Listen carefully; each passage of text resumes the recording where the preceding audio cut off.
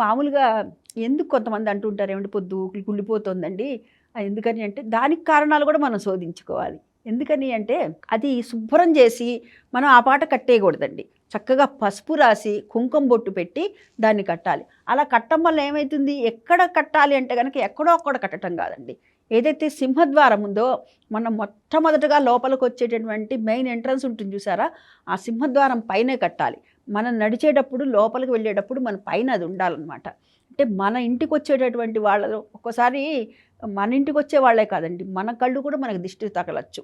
కంటికి అంతటి శక్తి ఉందన్నమాట. అందుకే నరుల దిష్టికి నల్లరాళ్ళు పగులుతాయి అంటే ఎవరో నరులది కన్నులని కాదు, మన కళ్ళకు కూడా ఒక్కోసారి ఆ పవర్ ఉండవచ్చు.